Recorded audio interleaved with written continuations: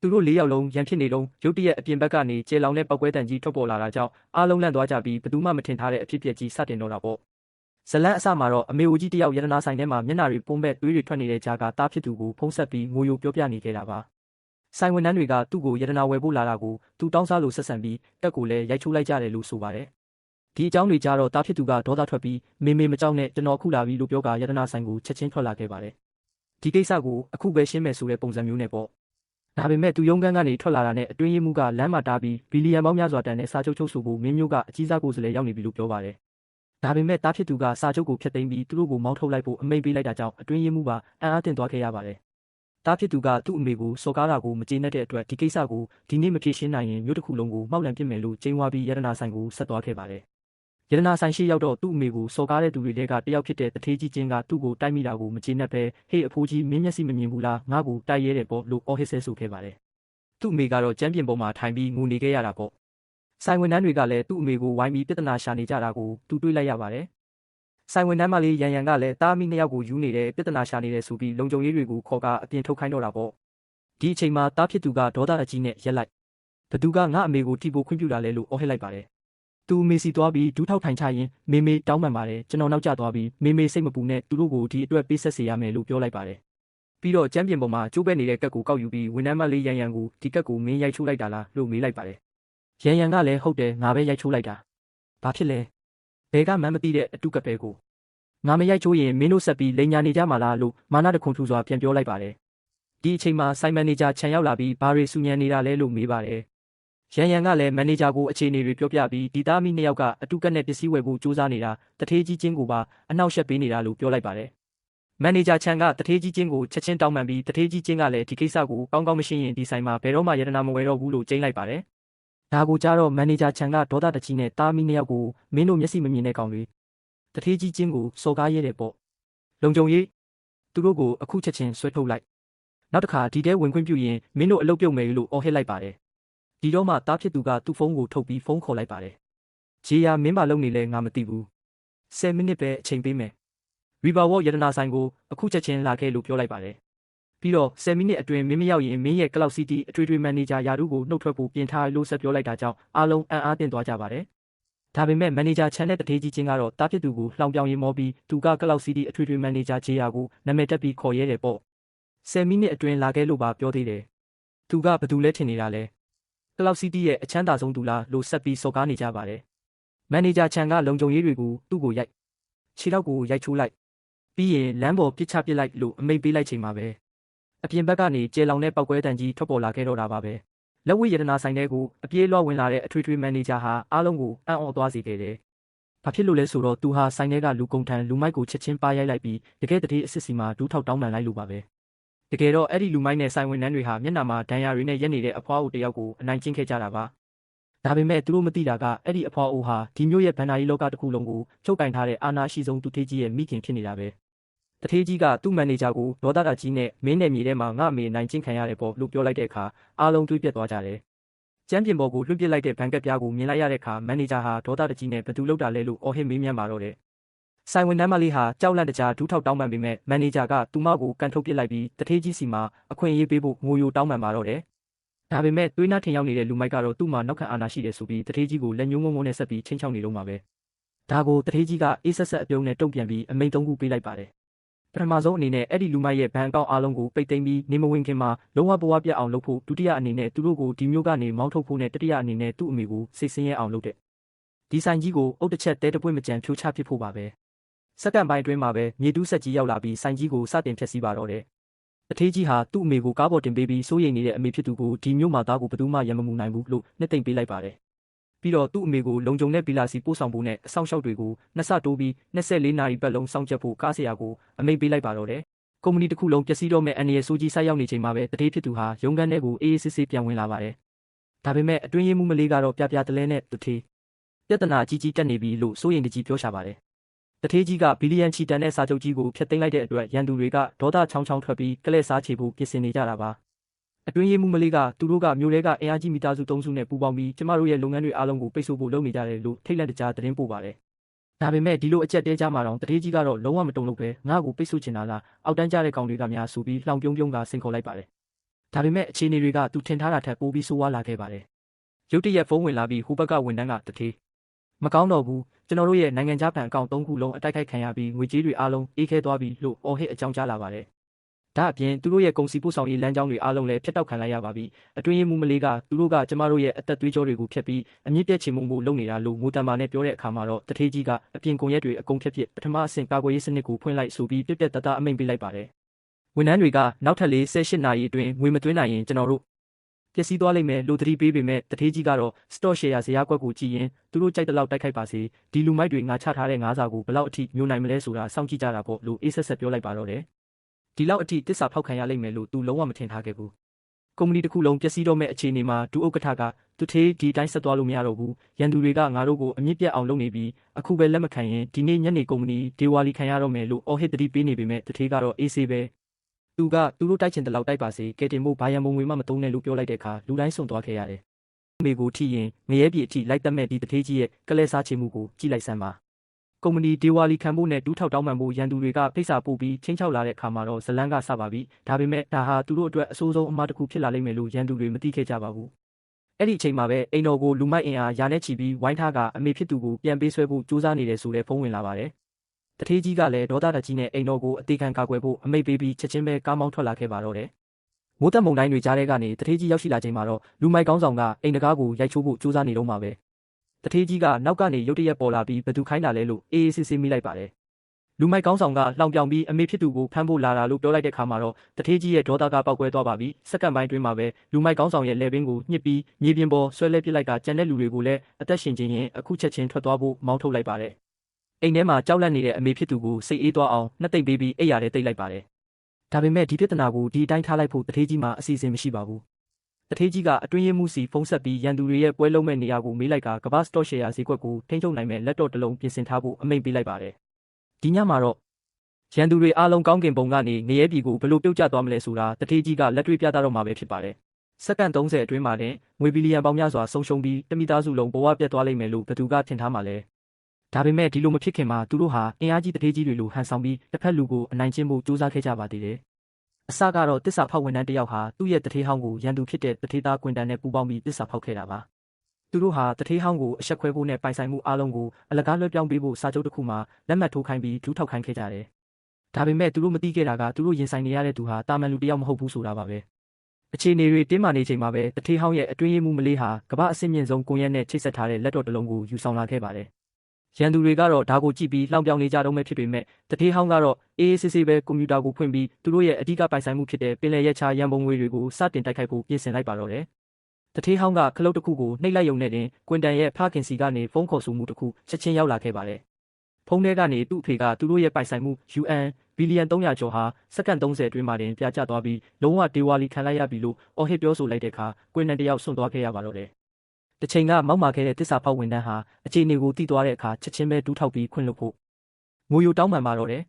ချင်းမီသားစုရဲ့သားဖြစ်သူဟာကျမ်းပြင်ပေါ်မှာဒူးထောက်နေရပြီးအမောင်တူအီကရီကတော့သူ့ကိုအေးအေးဆေးဆေးပဲစောင့်ကြည့်နေခဲ့တာပါမင်းအဖေမင်းကိုလာခဲ့ဖို့9မိနစ်ပဲအချိန်ရမယ်လို့သူကပြောလိုက်တဲ့အချိန်မှာပဲအပြင်မှာကားတန်းကြီးဆိုက်ရောက်လာပါတော့တယ်ဒါပေမဲ့ဒါဟာကဲတင်ချင်းလားဒါမှမဟုတ်ငရဲလားဆိုတာသူတို့မသိခဲ့ကြပါဘူး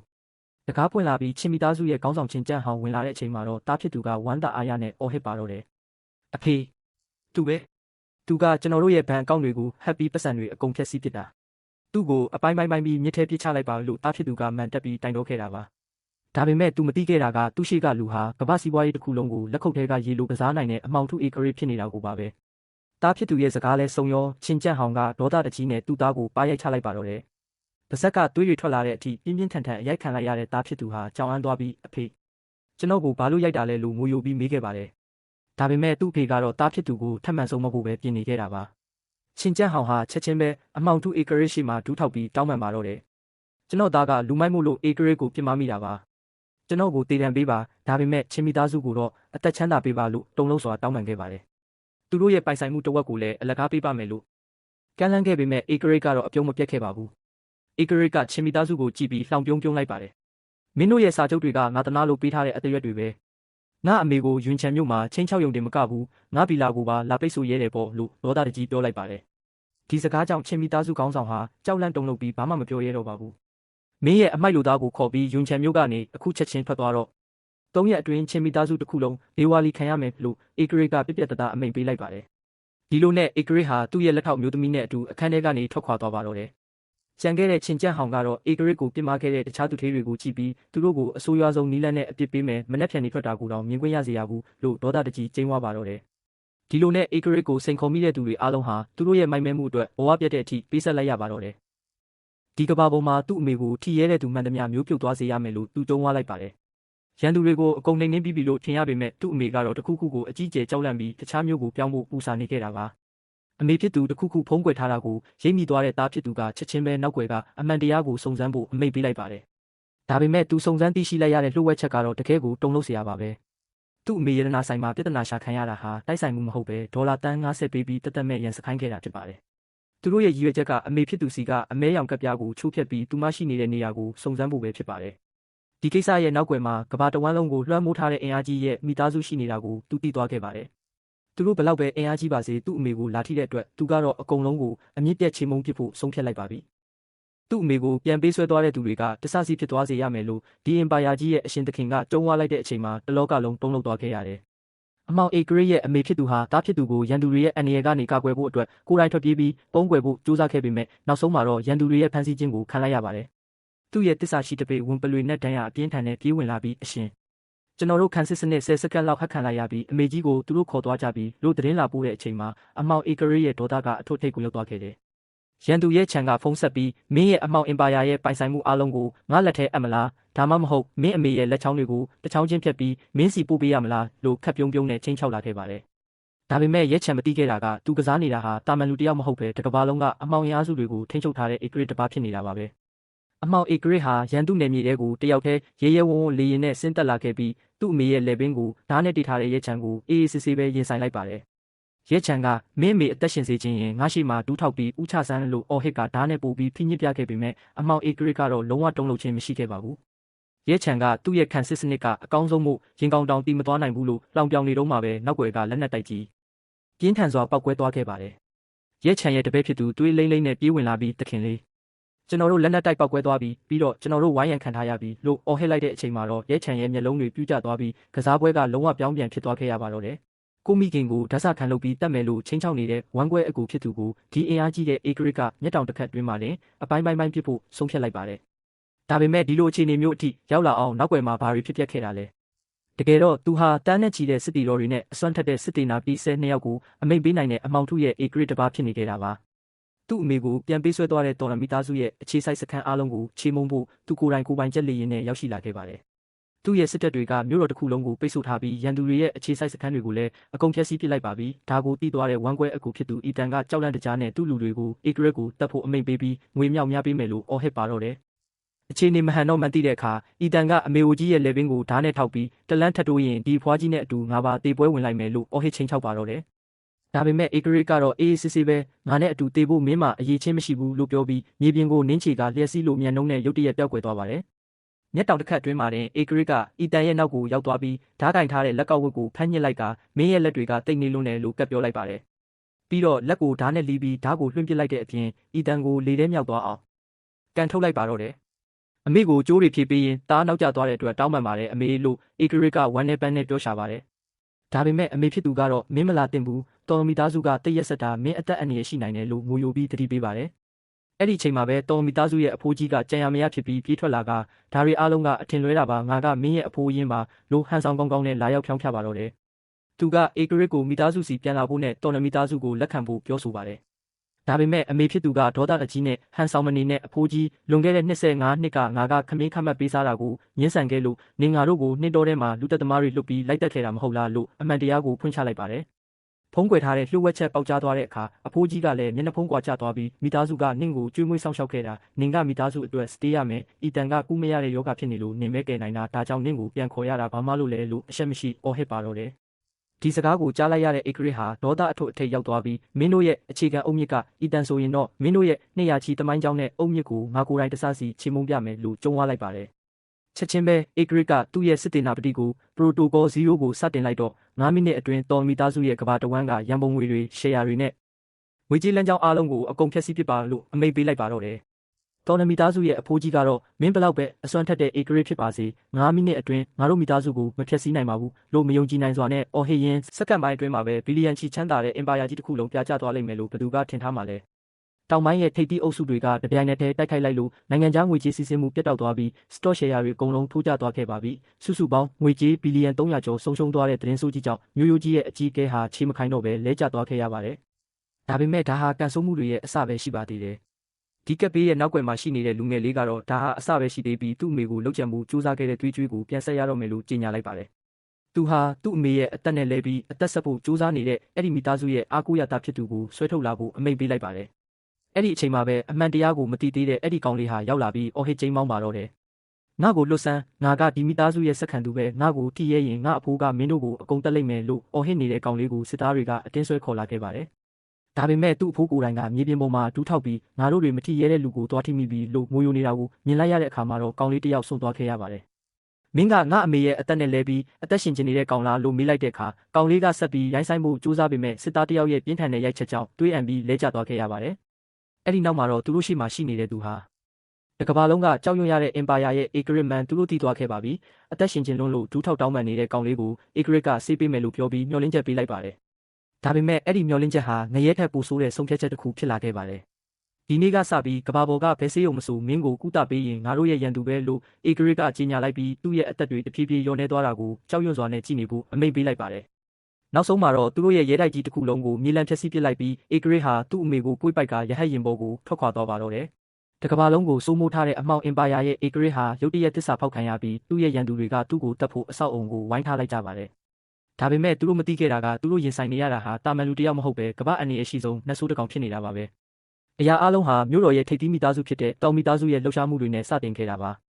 အမှောင် Empire ရဲ့အကြီးအကဲ Rose ကိုယ်တိုင်ရေးဆွဲထားတဲ့အဆင့်မြင့်ကာကွယ်ရေးစနစ်ဟာ10စက္ကန့်ကြာဟက်ခံလိုက်ရပြီးနောက်ရုံးခန်းထဲကိုအတွင်းရေးမှုမလေးပြတလဲပြေးဝင်လာခဲ့ပါတယ်စနစ်ကိုဟက်ဖို့အတွက်အဆင့်မြင့်ဆုံးလျှို့ဝှက်ကုတ်ကိုတုံးခဲ့တာဖြစ်ပြီးဒါဟာအမှောင် Empire ရဲ့ထိပ်သီးအရာရှိ12ယောက်ထဲကတစ်ယောက်ရဲ့လက်ချက်ပဲဖြစ်ရပါမယ်အဲ့ဒီအချိန်မှာပဲရုံးခန်းထဲကစကရင်ကြီးပွင့်လာပြီးဒုတိယမြောက်အရာရှိတွေးနှင်းစီကသူမရဲ့သစ္စာဖောက်မှုကိုဝင်းဝင်းကြွားကြွားထုတ်ဖော်ပြောဆိုလိုက်ပါတော့တယ်သူမဟာ Rose ရဲ့မိခင်ရှိရာနေရာကိုရန်သူတွေစီပေါက်ကြားအောင်လုပ်ပြီး Rose ကိုအဝေးကိုဆွဲထုတ်ခဲ့တာဖြစ်တယ်လို့အခုတော့ Empire ရဲ့အာဏာအလုံးကိုသိမ်းပိုက်လိုက်ပြီလို့ကြုံရခဲ့ပါတယ်ဒါအပြင်ကမ္ဘာအဆင့်အငှားလူသက်သမားတွေကိုဆေလွတ်ပြီး9မိနစ်အတွင်း Rose ရဲ့အလောင်းကိုယူခဲ့ဖို့အမိန့်ပေးထားတယ်လို့ဆိုပါတယ်Rose ကတော့အေးဆေးစွာရေမောရင်းဒါဟာသူ့ရဲ့တခုလေသောဖဲချက်မဟုတ်ကြောင်းပြောနေတော့မှပဲရဟတ်ရင်တွေရောက်လာပြီးသတင်းပေါက်မှန်တွေကိုစက်တနက်တွေနဲ့ပြစ်ခတ်မုန်းလိုက်ပါတော့တယ်Rose ဟာအတွင်းရေးမှုမလေးကိုစပွဲအောက်မှာအမြန်ဝက်ပေးလိုက်ပြီးရန်သူတွေရဲ့စီးနှင်းမှုကိုစတင်ရင်ဆိုင်ခဲ့ပါတယ်လက်နက်အပြည့်စုံနဲ့စီးနှင်းဝင်ရောက်လာတဲ့လူသက်သမားအဖွဲ့ကို Rose ဟာလက်ပလာနဲ့တင်မယုံနိုင်စရာကောင်းလောက်အောင်တယောက်ချင်းစီကိုအသေးသက်ပြီးချေမှုန်းပစ်လိုက်ပါတယ်တနက်ကြည်စံတွေကြားထဲမှာသူဟာနတ်ဆိုးတကောင်လိုလှုပ်ရှားရင်းရန်သူအလုံးကိုစက္ကန့်ပိုင်းအတွင်းမြေလဲပစ်လိုက်တာပါတေလူမျိုးသားဖြစ်နေတဲ့ရန်သူကောင်းဆောင်စီကစကားပြောဆက်ကိုကောက်ယူပြီး Rose ကတစ္ဆာဖောက်သွေးနှင်းစီကိုလှောင်ပြောင်လိုက်ပါတယ်ပြီးနောက်သူဟာအတန်နဲ့မျက်လုံးစက္ကင်ဖက်စနစ်ကိုတုံးပြီးဖန်ဆင်းရှင် protocol လို့ခေါ်တဲ့အမြင့်ဆုံးစနစ်ကိုစတင်အသက်သွင်းလိုက်ပါတော့တယ်အဲ့ဒီအချိန်မှာပဲသွေးနှင်းစီရဲ့ဖုံးထဲကငွေစည်းရင်းတွေအားလုံးအလိုလျောက်ပိတ်ပင်ခံလိုက်ရပြီးသူမသိမ့်ပိုက်ထားတဲ့ဆိုတဲ့စနစ်ဟာလွန်ခဲ့တဲ့3နှစ်ကတည်းက Rose ထောင်ထားခဲ့တဲ့ငွေကြေးကြော့ကွင်းတစ်ခုသာဖြစ်ကြောင်းသိလိုက်ရတဲ့အခါသူမရဲ့မျက်နှာဟာတွေးဆုပ်သွားခဲ့ပါတယ်Rose ကသူမကိုပြတင်းပေါက်အပြင်ဘက်ကိုကြည့်လိုက်ဖို့ပြောလိုက်တဲ့အချိန်မှာတော့သူ့ရဲ့အထူးရိပ်သာတပ်ဖွဲ့ဝင်တွေဟာတစ္ဆာဖောက်သွေးနှင်းစီရှိရာနေရာကိုစီးနှင်းပြီးသူမကိုအပြက်ရှင်းပစ်လိုက်ပါပြီးအပြင်ကရန်သူရဟတ်ရင်တွေလည်းပောက်ကွဲပျက်စီးသွားခဲ့ရပါတယ်Rose ဟာအန်ဒီရဲ့အားလုံးကိုရှင်းလင်းပြီးနောက်လုံခြုံတဲ့မြေအောက်ခန်းထဲမှာပုန်းနေတဲ့သူ့ရဲ့မိခင်စီကိုတွားရောက်ခဲ့ပါတယ်တားအမိ2ယောက်ခက်လဲတကင်းငိုကြွေးရင်းဘေးကင်းသွားပြီဖြစ်ကြောင်းနှစ်သိမ့်ရင်းနဲ့ပဲအမောင်တုကိုကြော်လွန်ပြီးကဘာတစ်တစ်ခုကိုစိုးမိုးမဲ့ Acreage ရဲ့ခီးစဉ်ဟာအောင်မြင်စွာပြီးဆုံးသွားခဲ့ပါတော့တယ်